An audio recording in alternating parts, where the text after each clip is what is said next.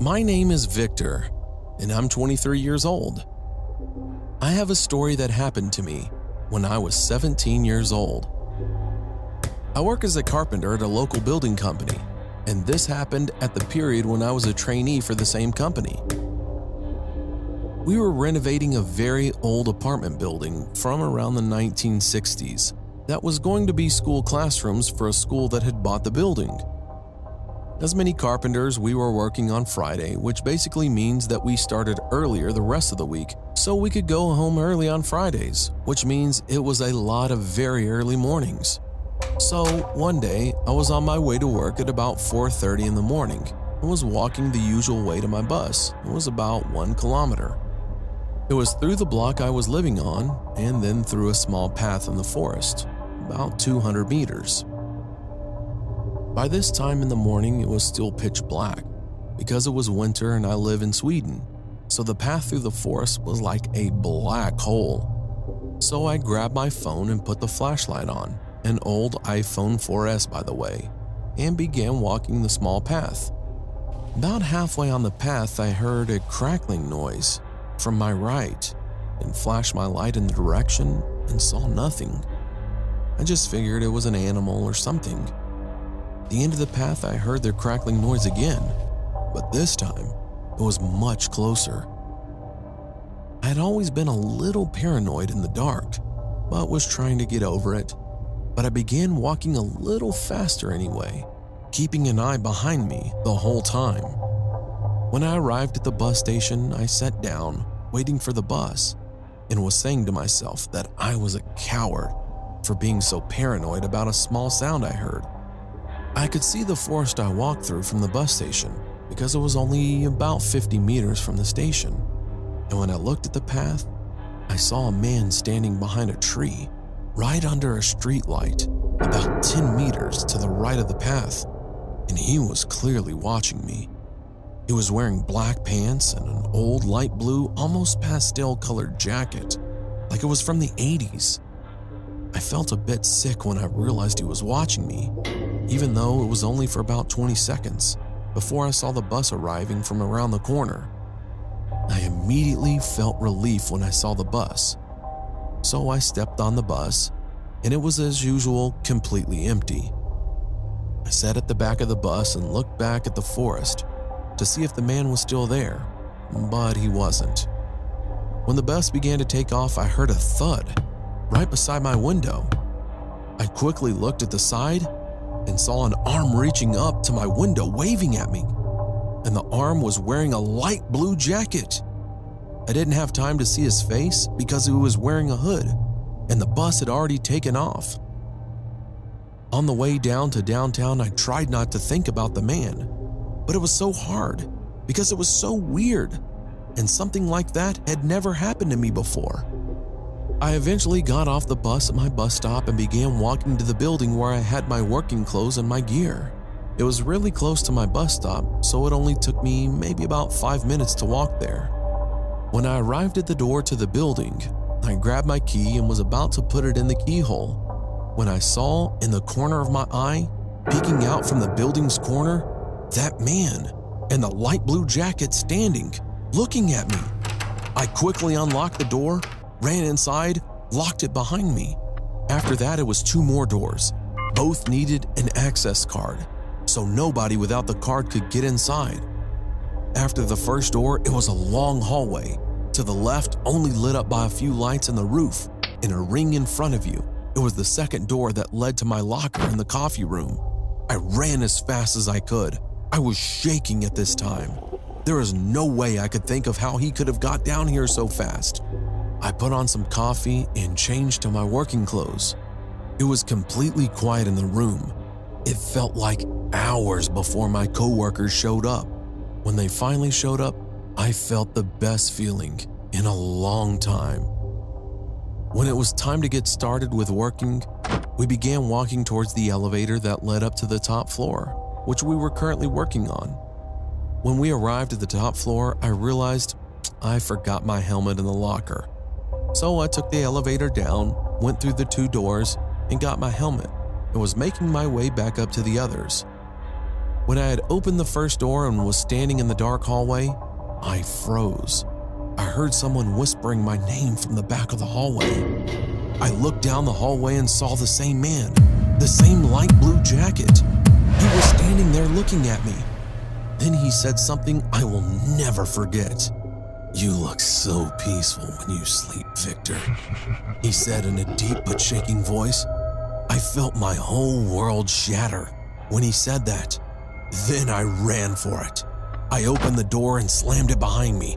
I ran to the elevator and smashed the button to the top floor. It felt like I was going 100 floors before I got to the top. I ran to the others and told them what happened. They just laughed at me and thought I was silly, saying that nobody can get in there without a card. I planned to call the police, but I didn't for some reason. Probably because I didn't want to look like a coward in front of the others. Eventually, I never saw that man again. I don't know if I was hallucinating or he was really there. I have no idea. But I never walked the same path to my bus again, and I always sleep with my curtains down, even to this day.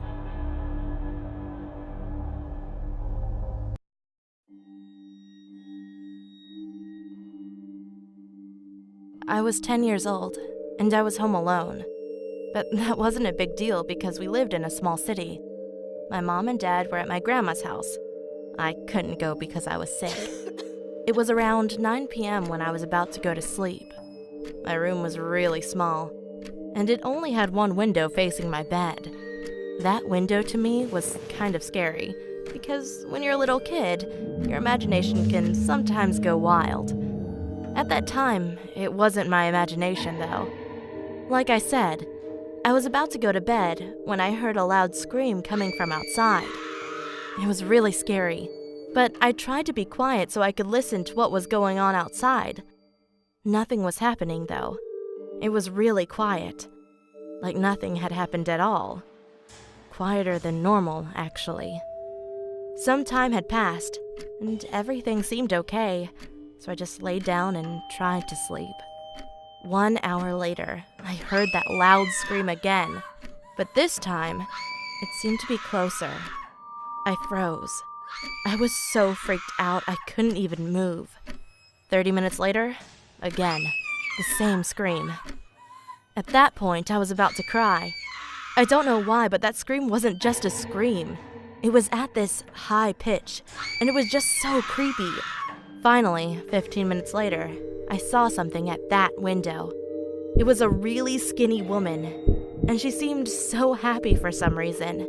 She was smiling, and her smile was so big and creepy.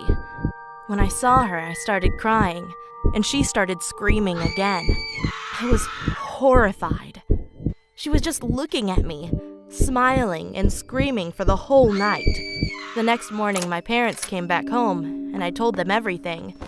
They called the police, and the police found out that my window, that was facing my bed, was broken. But it didn't seem like it was broken with some sort of weapon, but as if it were broken by a really high pitch.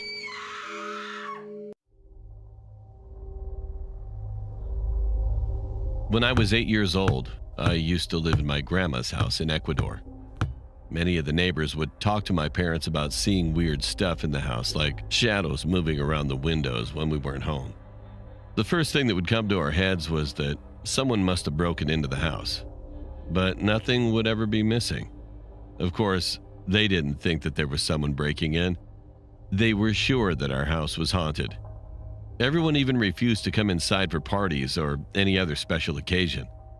They told us to get a priest and to get rid of any bad spirits.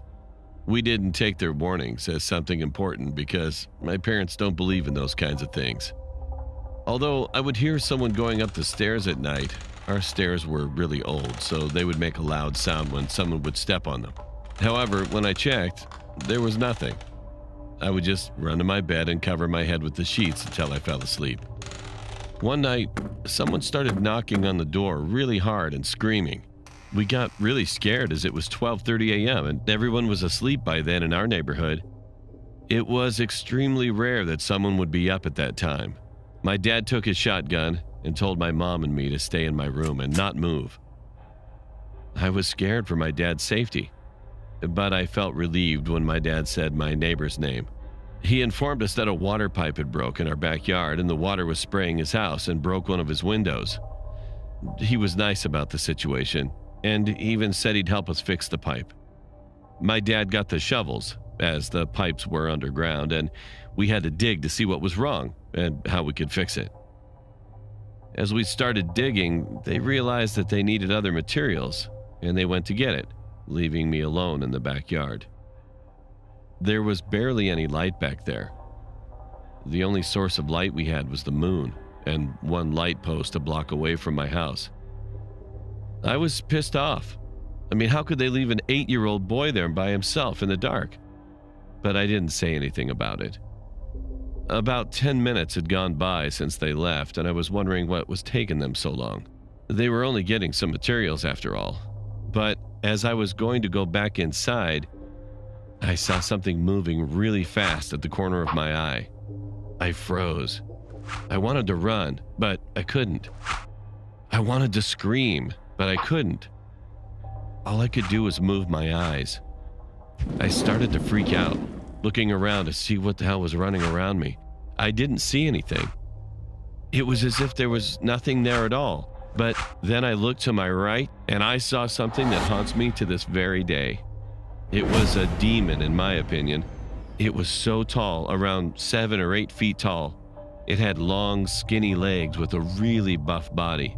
It also had very long spiral horns, and his eyes shined in the dark. I still couldn't move. The thing ran by me, looked at me, but it didn't do anything to me. It just looked at me. It could have been a goat or a sheep. I've never seen one so big or one that walks on 2 legs like a human. It ran, and I hid behind a big tree by my neighbor's house. Finally, I could move. I yelled at the top of my lungs while crying hysterically. My dad came running with his shotgun in hand and asked me what was wrong. I explained what I saw to him, but he didn't believe me, nor did my mom. But someone did. My neighbor told me that he thought nothing happened to me because I'm a kid. As time passed, I slowly got over it. I moved from that house and moved to New York. My grandparents sold the house, and I left that experience in the past. However, that's not where this story ends. In my sophomore year in high school, I had a nightmare. The thing that I saw that night was in it this time. I could only see its head as it was hiding behind the big tree. He said 3 words that'll haunt me until my time comes.